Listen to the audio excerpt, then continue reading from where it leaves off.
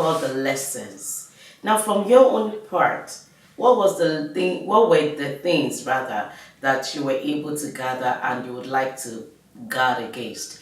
And for people out there, especially people who have gone through various forms of ruptures and are trying to heal now, or perhaps they've been healed. What lessons do you think people should get from every rupture, challenges, betrayals, whatever we may call it, that comes our way? Say in every relationships, we should set our boundaries. You see, betrayals comes mostly because we're expecting too much. Let there be boundaries. You know your capacity. You know the things you can take. Don't just assume that people will know. Spell it out. What names they care to call you. Don't bother. Set your boundaries. Most times that is where we are at mostly. No boundaries. We are just in a relationship. Set your boundaries. Let them know. These are the things you like. These are the things you don't like. Recently something happened. I am so careful. I don't want to share it. I am so careful. I do not want to share it. I am so careful. It broke me. It crushed me. It damaged me. Coming from ladies that are younger than I am telling you, I am so careful. I do not want to share it. But it all happened majorly because I didn't set boundaries. I felt, oh, they know. I felt, oh, they are Christians. I felt, oh, no, their personality, they should give me those things. But no, they betrayed me bigly. But here I am. I just learned the few lessons I had to learn. And I was like, again?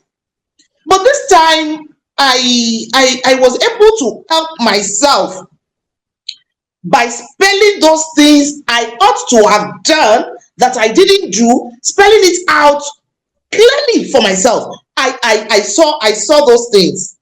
They were red flags. They were red flags. I ignored it. I saw those red flags from the beginning. I ignored it. I moved away from my mates. I moved away from people older than me. I moved to younger generations. Those ones were worse. Now, set your boundaries. Honestly, whatever it will take from the beginning, let them know what you want. Let them know how you want it. You know, in relationships, either business, either marital, whatever it is you're doing with anybody, set your boundaries. Let it be clear. Clear boundaries. I don't know if that is enough. Then, whatever it is you want should be the things you do to people too. So, they can, I would say they can learn from you. Just do it as you would appreciate it to be done to you. Do unto others what you would like others to do to you. Mind you, I always use a particular phrase. You cannot give what you don't have. So let people see your complete version in how you deal and relate with people. They learn from it. But if you say you want truthfulness and you're not truthful with people, how do you want people to be truthful with you? If you say you want complete sincerity and you are dilly-dally in your ways, how do you want people to be sincere with you? If you say you want complete loyalty and you are not giving loyalty, complete your 100% loyalty to people, do you want to get it? Set boundaries. Do unto others exactly how you would appreciate it being done unto you. Thank you. Okay, thank you very much. Before that question came about, you were talking about something.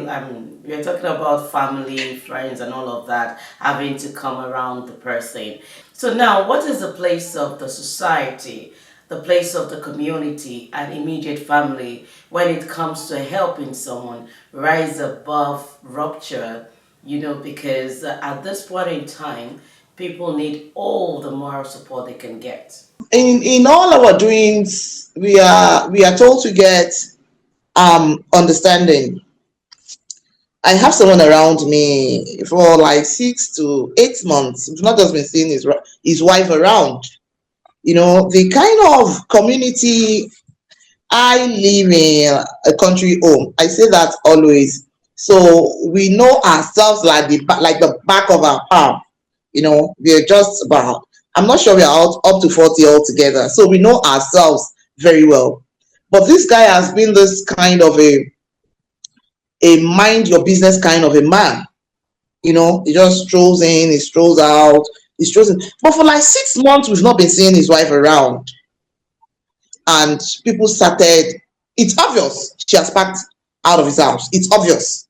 The wife is not there, the children are not there. So, but because of the way he has been relating with people, I everybody fight, even for the fact that I'm a coach and I'm an advocate and I am sold out to things like that. It's not easy accosting him to ask him. He is not even making it easy. When he's coming, he has this attitude. He doesn't want you to talk about it. Now, instead of the community helping him, people are like, this kind of a thing. Nobody is ready to support him, to help him, or help the wife. I think to an extent, some people that had a solid relationship with the wife called the wife, got to know what happened, and instead of trying to bring the two of them back together, they started mocking this guy. He's not even aware the wife has been talking to community members. But now, this is it. If he had a friendly relationship, though I wouldn't blame him. I just spoke about boundaries. I spoke about doing unto others. Maybe his kind of person won't even is that prognosing? Is that won't try to go into won't try to meddle into other people's affair. But where there is love, I mean, if it is a guy, if I'd seen the wife, I don't know where the wife is, and maybe I would have asked the wife that what is happening. Like I would always say, maritally, no marriage is perfect. I have been married for 25 years and I am not going to sit here to tell you, we are not talking about marriage this afternoon, but then I won't sit and tell you I have a perfect marriage. It's a lie. It's a lie. Nobody has a perfect marriage. So if there are times you need clarity, there are times you need your sanity. If you need to take a leave, please do. If you need to talk to somebody, please do, so that you don't lose your sanity. So this guy would always, we had a community project recently. I saw this guy. I still have the urge to accost him, but he's not even giving me that. Give me the word I'll use. The attention. There is yes. No, he's not even presenting himself. The opportunity. Approachable. Yeah. Approachable. If you know how to read body language, I am careful. Mm-hmm. I'm careful. I have gone through so many seminars. If you're not making yourself approachable, if anybody approaches you, whatever the person gets, the person should be fine with it, because your body language is telling the person don't talk about it. You're already saying to somebody don't talk about it. I don't want you to talk about it, and the person feels no. I let me talk about it. Whatever comes out of it, the person should be able to be good with it.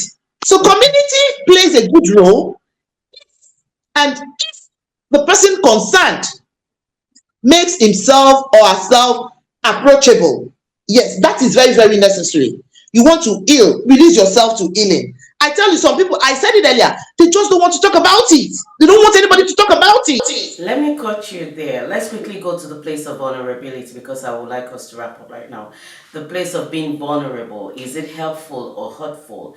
And whichever way, how can it be navigated? Well, I will say it's either helpful or hurtful. I was just citing an example, and I'm sure that was where you brought it from. Yeah. It's either helpful or hurtful.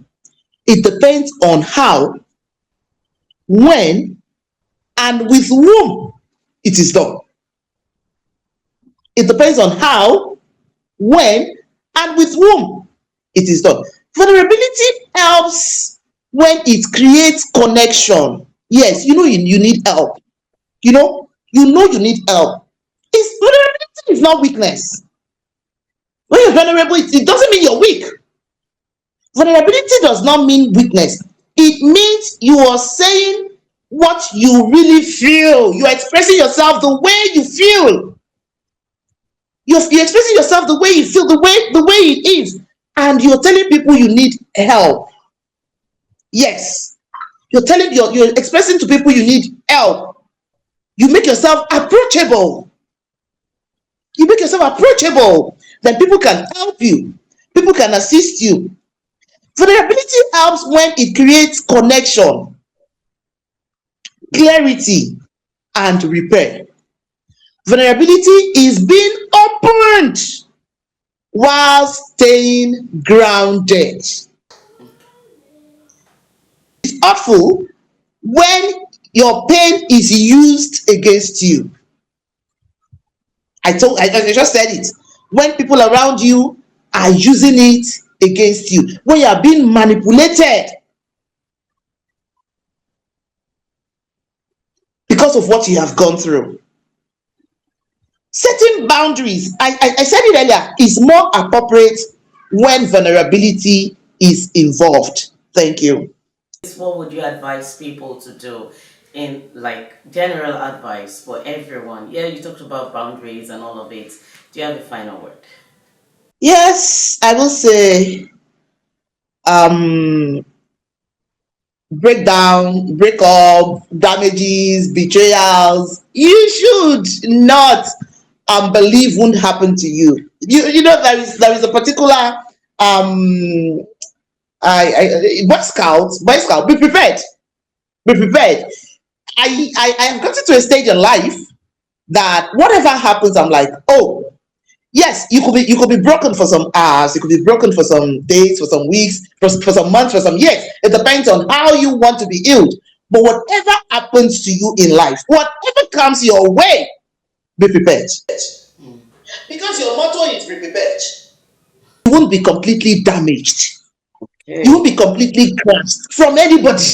I was betrayed by a pastor. I kept telling my husband, but he's a pastor, he's a man of God. And my husband said he's a man before being a man of God. Sure. So why did you feel, or why were you expecting a man of God not to fumble? Anybody can fumble. Anybody can hurt you. Anybody can betray you. Anybody can drive you to a point where you feel no. I don't want to have anything to do with anybody. You will sure have a lot of things to do with people. Be prepared. So whatever comes your way, once you're prepared, you just talk about it, heal, and move on. Thank you. Thank you so much for your time. It's always very pleasant talking to you. Actually, thank you. Thank you. And to you all there, thank you too for being part of the show. Well, as you've heard it, be prepared. And I would like to add, do not expect too much. Give people the opportunity to, like, I wouldn't say opportunity, like, get yourself a large heart to accommodate people's excesses, because things will happen, and you need to be able to rise above it. So whatever you have gone through, don't let it weigh you down.